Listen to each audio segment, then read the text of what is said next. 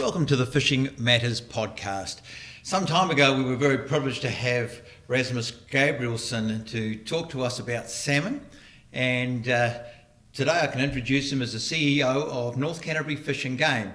And Rasmus is very much a scientist, and perhaps you could give us a little bit of a rundown of what your PhD thesis was about. My PhD research looked at salmon and trout migration and recruitment patterns, and I did one study on sea-run salmon down in the Clutha system, but I've also done considerable work outside of that for Fish and Game, both in my previous employment for a Tiger Fishing Game and as an advisor to Fishing Game when working at Coursewood Institute prior to taking up this position. Right, and I would certainly refer anyone who's watching this podcast to a previous podcast we did with Rasmus, which was very informative, and I'm sure that the link for that will be available along with this so that you can just check it out.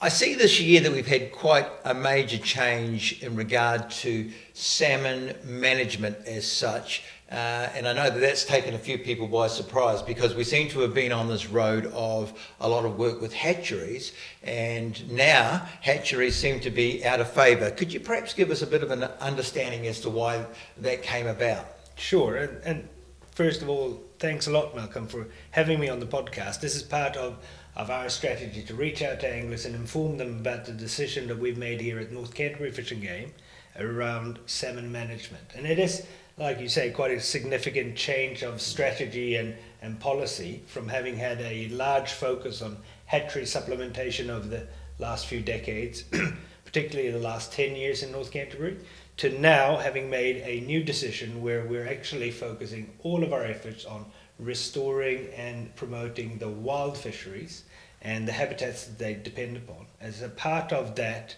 the council, through a series of workshops and informed decision-making processes, have decided to close down our sea-run salmon hatcheries. And there's a couple of reasons for that, which some people might find surprising, but is actually bringing North Canterbury Fish and Game in line with the best management practices for wild salmon management and giving the wild fisheries the best chance of rebounding. And the reason is really we've come to the conclusion that our hatcheries were doing more harm than good, and primarily because they were eroding the local adaptations that the wild fisheries depend upon. This seems almost counterintuitive, doesn't it? I know that the story that I've bought into over a long period of time was the more fish we put out there, the more will come back. And it seems now that the science doesn't back that up. Could you perhaps comment on what the science findings are on that so that we can get a better handle of what seems to be quite counterintuitive? Right, yes, certainly. And so first of all, this was not a decision that we came to lightly, but there were a couple of reasons for why the council came to this decision, and it was a very well-informed and good process. Now, New Zealand actually led the world back in the 90s with some of the early research under the NIWA and Martin Unwin research teams around the importance of local adaptations for salmon populations to sort of become in tune with their landscape. And so the old mantra that you and other anglers would have heard, that a fish is a fish and the more we put out there the better it is, isn't at all true. It's actually rather the opposite.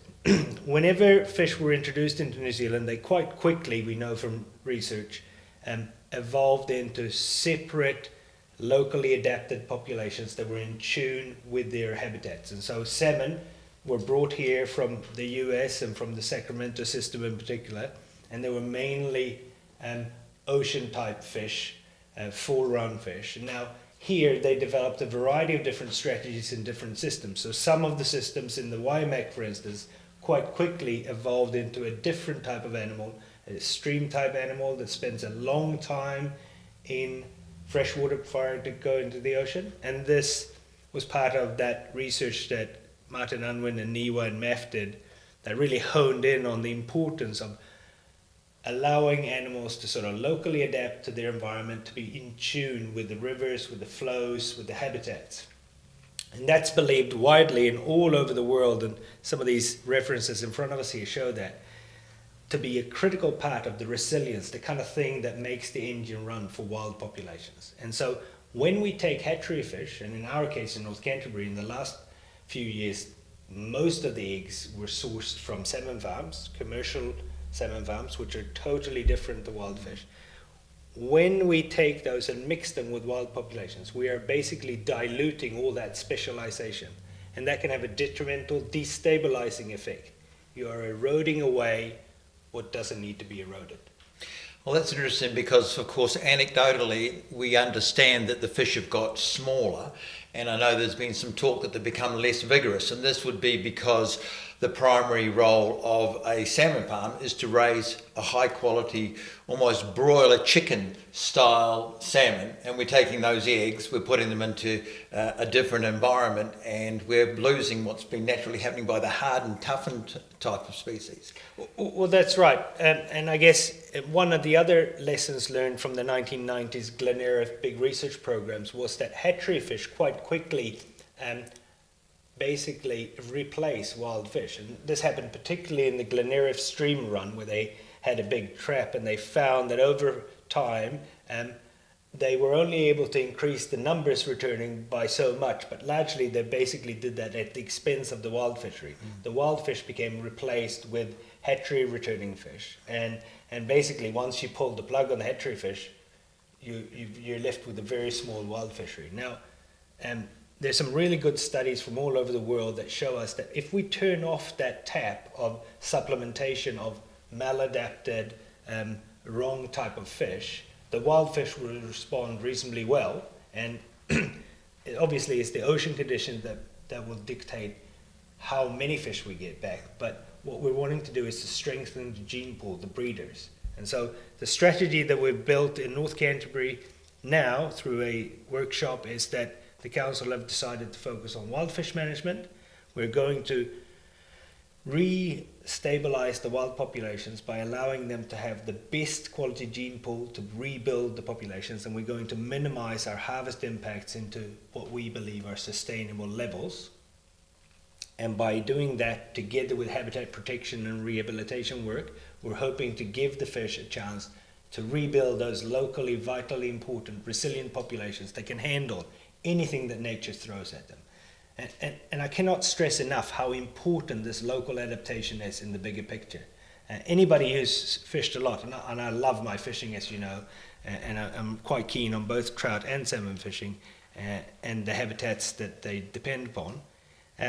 Anybody who's fished a lot in different rivers will know that the fish are different. They're not all the same. They are unique to certain catchments.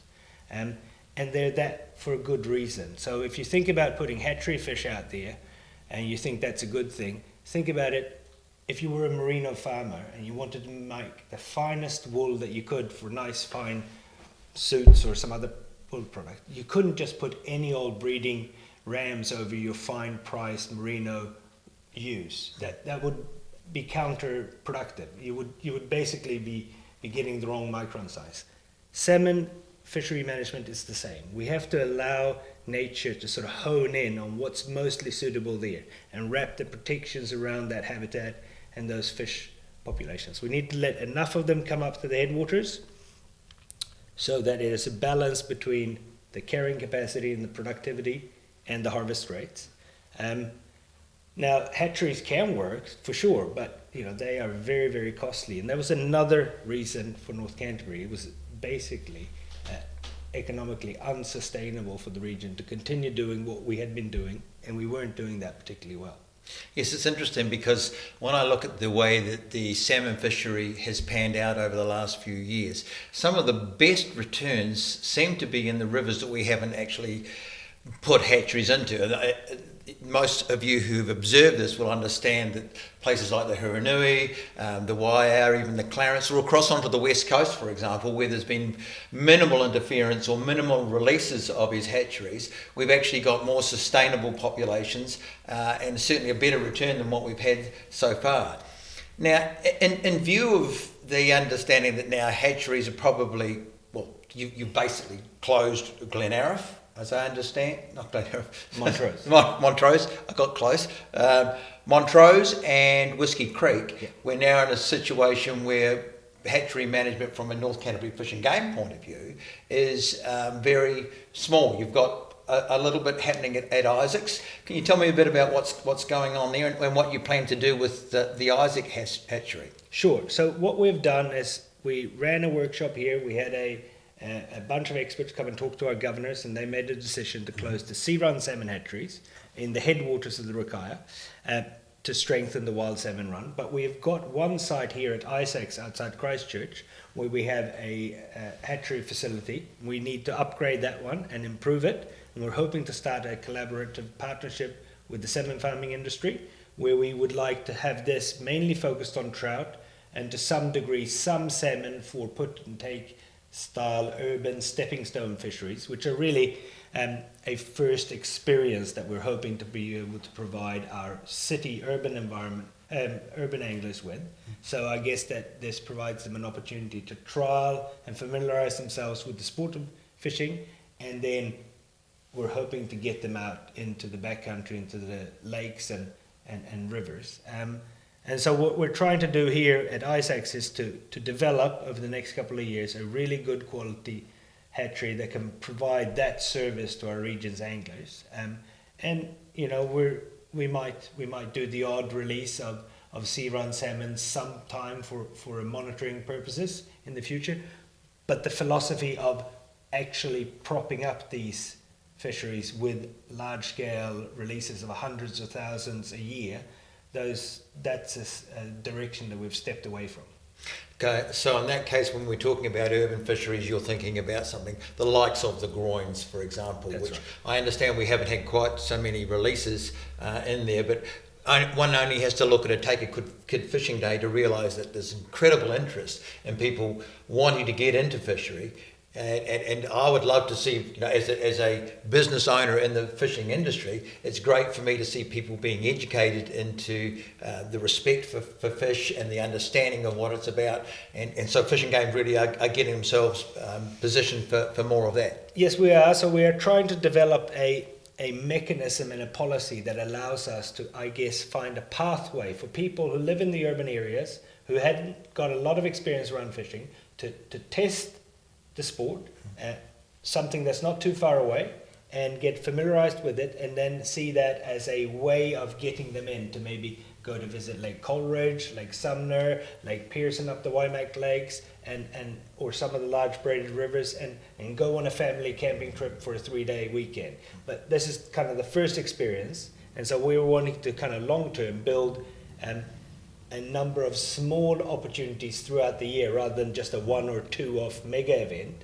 We're probably more likely to try and find a long-term, small-scale but consistent service of opportunities, and then see that as a way of getting people into the valuable backcountry, those lakes and those big rivers in the headwaters, which are really great areas for all of us to visit, to claim our sort of heritage.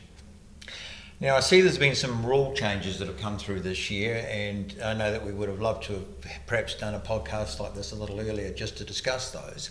And it has created a little bit of interest and some cases a bit of ambiguity, because it's gone down to being 1 fish a day. I understand that you are encouraging, as a fishing game, the release of salmon. You see that as something which is going to be valuable in the future? Yeah, so fishing game are moving towards trying to explore the opportunities of maybe implementing a seasonal bag limit as a good tool for making sure that harvest doesn't get out of the band of sustainability.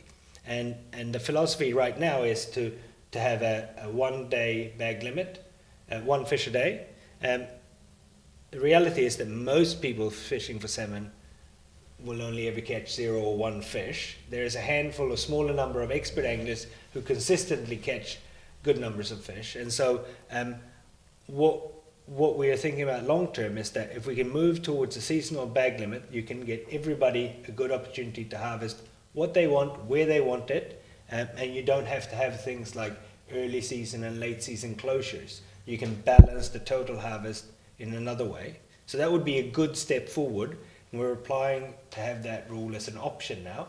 If we get that, we will consult with anglers at the end of the season, and we are hoping through the National Sea Run Salmon Committee to put together a public forum where we will allow anglers at the end of this season, probably in April and May, to come and listen to the Salmon Committee and Fish and Game to report back on what has happened in the last 2 years since the Salmon Symposium. What are the options for salmon management of wild fish going forward? How can we all collaborate and do the best for salmon? And one of the things that you can do within a seasonal bag limit, or as an angler right now, is to look at your harvest rate. Do I have to harvest my limit, or do I limit my harvest? And some fish, if caught correctly and not fought too long, could be released and would have a really good chance of survival. Other fish, if they're bleeding from the gills, clearly are not a good one. Personally, me and some of the people I fish with, we really value putting back a really big fish. Big fish are super important for the breeding pool. They are really, really important for the recruitment, especially big females. And that life history strategy has clearly been really successful. So we want to promote more of those. And if I'm going to harvest a salmon, it would be a smaller one. I would certainly encourage everybody to harvest every hatchery fish that's been fin clipped. We want to remove those out of the gene pool. That's what they were made for, and so they should definitely be culled out and not released. That would be my personal preference. And so we're giving anglers options to make their own decisions, but we're encouraging them to do this. Certainly a short fight and a good handling of a fish would be important for their release. Coming from a trout fishing background as well as a salmon fishing background myself, I'm so used to releasing fish that it's not a concern. So a fishing game going to put some guidelines out as to how to do that. I think they probably actually have had some guidelines of what to do in order to sustain the fishery and make sure they have the best chance of surviving. That's right. Fish and Game have already put some out, mostly around trout, but also for salmon. We put some news releases and information out in December. And the Keep It Wet movement, which some of the anglers might be familiar with, some of your listeners, others can look it up online, that's really grown all over the world. And that basically means keep the fish in the water as much and as long as you can, fight them on appropriate size tackle and nylon or braid strength, and make that evaluation. If you're going to release it, you need to convince minimal yourself, handling. Convince yourself that it's actually got a good chance of survival. Minimal handling. If you're going to take a photo, quickly out of the water and back again. And there's some fantastic photography these days with fish halfway in the water. They just look absolutely stunning. Now salmon, they only spawn once and then they die, and they make a long journey. So it's not something that we need to be conscious about the amount of pressure that we put on the resource and where you catch it and how you fight it. I like the idea of catch and release from the selective harvest perspective. That's really what it is about. In some overseas countries, it's quite common to have a maximum size limit just to protect those really large breeding females. That's not something we've talked about here yet, but maybe that will come one day. I'm encouraged that we're talking about a seasonal bag limit. I think it's a good, exciting option for us. We will consult on it quite considerably if we get given the opportunity from the Minister. I think it could have all kinds of possible benefits for salmon anglers more widely, because it doesn't really matter whether you fish upriver, mid-river or low river when you take your fish, or so it gives the anglers options. And I like, from a fisheries management perspective, to provide everybody with an options. Not everybody likes to be at the mouth or in the headwaters, so you should be able to choose your preference. And thinking back over the many years that I've been fortunate enough to be able to fish in this area for some magnificent salmon fishing, I realise now I view salmon differently. Because once upon a time it was about notches on the belt, as it were, that I've managed to catch this many fish and so on and so forth. And those days are well and truly gone in terms of what we do. How do you think we could view the experience of catching this magnificent fish differently? Do you feel that it's time for a change, or do you think that change is actually happening at the moment? I think it's time for a change, and I think it's actually been going on for quite some time. For the last decade, slowly but surely, smaller and smaller groups around the country have been kind of voicing these philosophies, probably influenced by overseas anglers and trends overseas, but also by the low numbers of salmon here, that this no longer is a harvest fishery. We're not here to bottle enormous numbers of fish.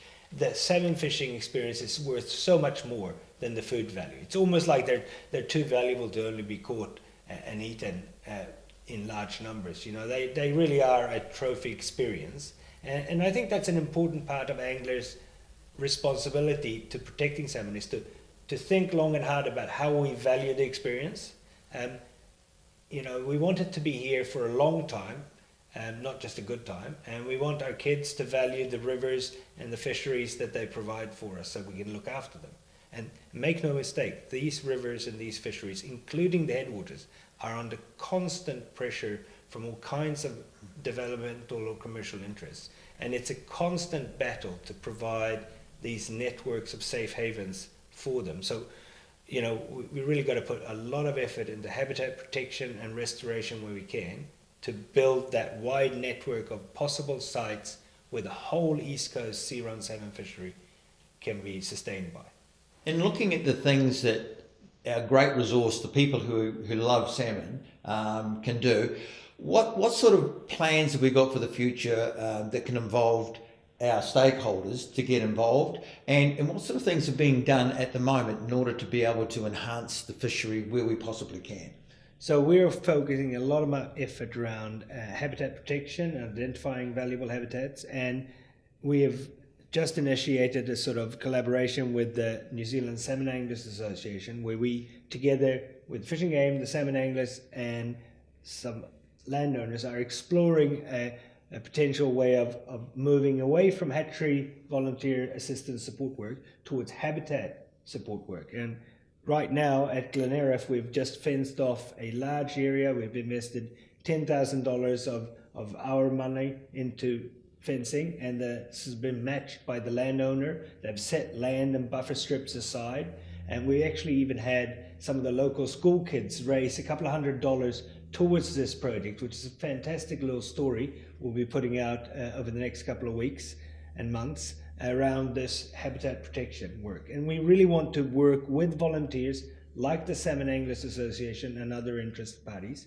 to move our interest of support towards these critical areas, the headwater habitats that really sustain our sports fishery, and protect that, make sure it's got all the buffers. And if you're a mouth fisherman and you haven't seen these wonderful wetlands like the hydro waters or all the spring creeks around Gleneriff or the upper Waimak, these are fantastic places to visit. They really are the engine room of our fishery. You know, they're just what makes it all work. And you need to kind of, I think, owe it to yourself to lay an eye on these. It's a great trip up, and go up there, camp it, have a look around, and enjoy the great trout fishing that we have at some of those headwaters as well while you're in it.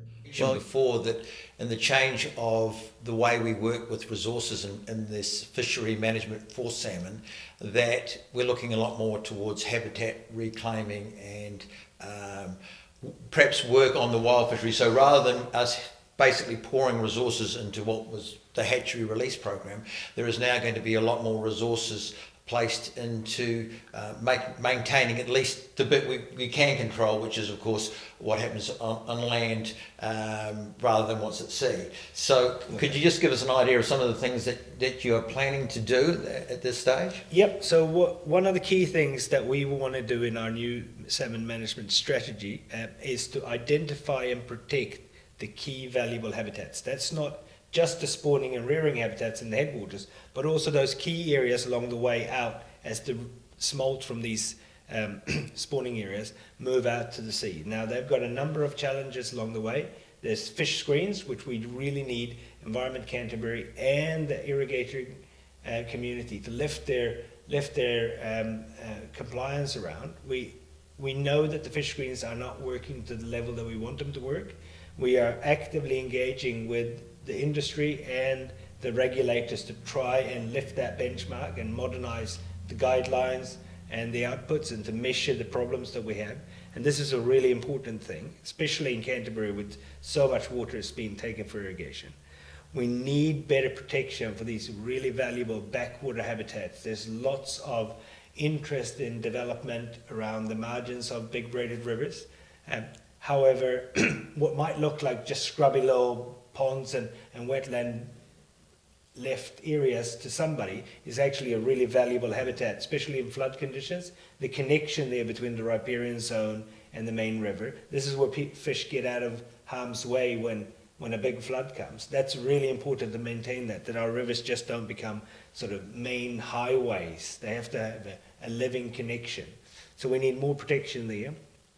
And I guess we're heading down a route of ensuring that we don't trade habitat values for hatcheries. We are turning the tide on that and using the knowledge from overseas, focusing our habitat work on key areas where we think it will really benefit wild fish. Thank you very much for that. One of the things that I think is really important for where we're going now, and certainly it's in my heart to do, is to perhaps get more feedback on the subject.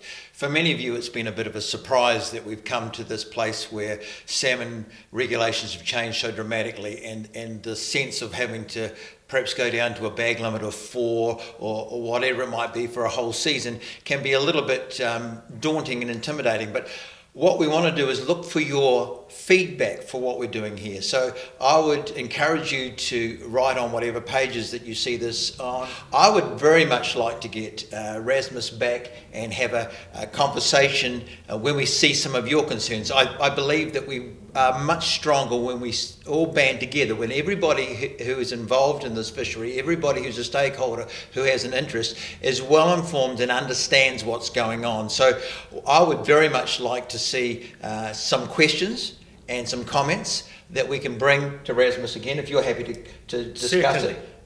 In order to be able to give us a better overview. So take some time to digest what you're seeing, and hopefully in a couple of weeks' time we'll have something more to be able to bring to you and give you even a more comprehensive understanding of what it is that your concerns are about. So please feel free to get involved in that, and I know that we've got the report back from the Salmon Committee, which will definitely be useful. If you go along to that, I'm sure that the information that you receive will really help pad it out. I'm so grateful that we've got someone of your calibre, Rasmus, who has a scientific background, who's not just doing things because we've always done it that way, but rather we have this ability to be able to test and measure what's going on. And I believe we're very much in that day and age, and I know that you're committed to it. Yeah, certainly. And thank you for the opportunity to help me communicate to the anglers out there. This is really important for us to listen to your feedback, to respond to any queries or common concerns or common questions. And I really welcome an opportunity to maybe, within the 2-week period, come back and revisit some of these common questions or themes that come up if there is a good public debate out there. I'd also like to reach out to all the anglers there and point out that we really need your help. We really need to rebuild our knowledge base of the wild fisheries. So if you harvest a fish this year from the Rakaia or the Waimak, we are really interested in getting good scale and otolith samples. That's just basically cutting off the head and giving it to Fish and Game, with the key information being when was the fish caught, roughly which river and upper, mid, lower section was it caught, was it a male or a female, which is easily seen when you harvest the fish and gut it? Was it a fin-clipped hatchery fish or a wild fish with the adipose fin? And what was the length and weight of that fish? And we'll use that information to rebuild our understanding in long term of which fish from which source areas run when, which are the big fish, which are the smaller fish, and how can we, promote the rebuilding of this resource, this wonderful, magnificent resource that we all love and cherish so much, but that's currently not doing too well. So, yeah, it needs our help. Well, some of you might be asking, where can you find more out about this, especially if you're looking at perhaps asking some more questions. Please use the resources that are out there. We've got a Fish and Game website, which is very comprehensive. I know that some of the reports on there can be a little bit daunting, and that part of what we want to do is try and bring it to you in a way which is easier for you to understand. But if you've got the interest, please have a look at it. There's all sorts of other books which are available, and we can point you in the direction of those resources so you become well informed. I think we've probably had too many days of folklore that sit around things. So I want to thank you very much, Rasmus, for putting the time and energy into what you have tonight and communicating it to the salmon anglers out there. Please support what Fish and Game are doing. I'm sure that in the long run you'll be most pleased that the direction has taken a turn, I think, that's very scientifically based, is going to give us great results. But you're part of that scientific data that's coming in there. So anything that can be supported, get your heads in, say you'll be a volunteer, make sure that you take your love of salmon fishing rather than having everybody else do it. Become one that's involved, making sure that you are indeed looking for the future so that our kids can enjoy what is a tremendous resource in our local area.